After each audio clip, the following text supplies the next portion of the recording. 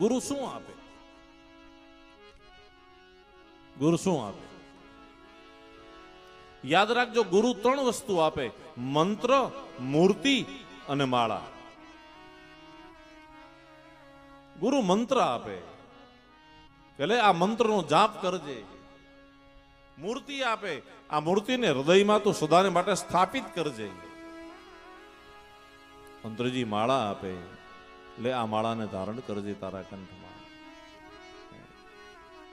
અને હૃદયમાં એ પરમ પ્રકાશ આપી અને પરમ તત્વો સાથે આ જીવાત્માને જોડી દે.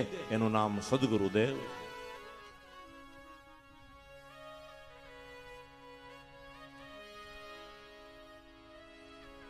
ગુરુ જ્ઞાન આપે? બોલો ના હો. યાદ રાખજો, ગુરુ જ્ઞાન નથી આપતા. કારણ કે જ્ઞાન આ જગતમાં કોઈને લાગ્યું નથી. જ્ઞાન લાગ્યું નથી. કોઈ સદગુરુએ પોતાના શિષ્યને જ્ઞાન આપ્યું નથી. યાદ રાખજો. તો કે શું આપે છે? તો કે ગુરુજી આપે છે એ બોધ આપે છે. બોધ આપે. અને આ જો બોધ મારા ને તમારા જીવનમાં આવી જાય તો બેડો પાર કરી દે. માટે મારે ને તમારે બોધ. અને એવા સદગુરુદેવને આજ આપણે પ્રાર્થના કરીએ. ગુરુ તારો પાર ન પાયો, ન પાયો એ ન પાયો.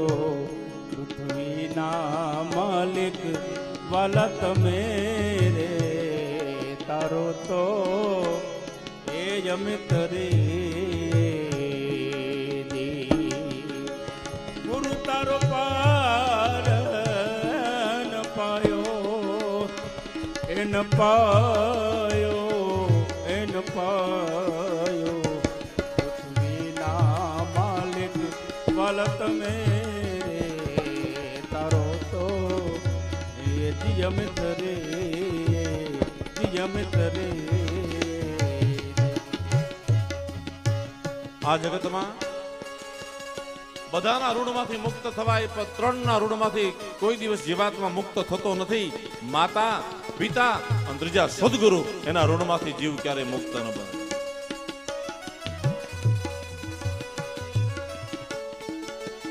પહેલા જન્મ દેનાર મા બાપ છે, અને પછી બીજો જન્મ આપનાર એ સદગુરુદેવ છે.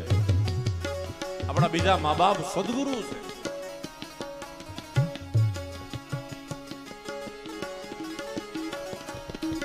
અને ગુરુને કહેવાનું કે હે ગુરુજી,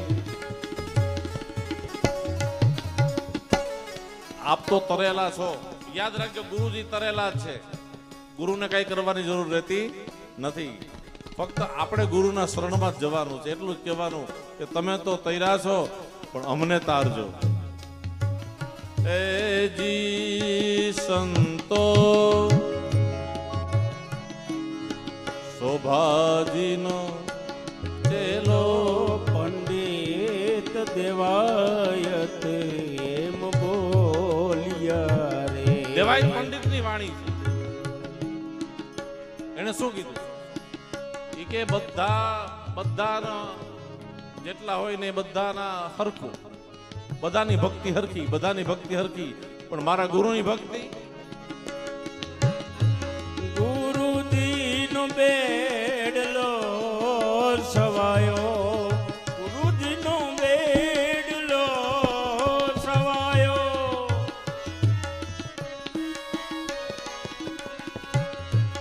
હે ગુરુજીનો બેડલો રે સવાયો, એ સવાયો. મેં વારી જાઓ પૃથ્વીના માલિક વલ તમે રે, તારો તો એ અમિત રે.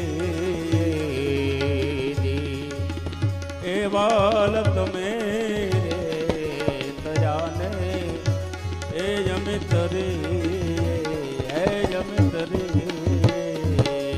બોલ્ય સદગુરુ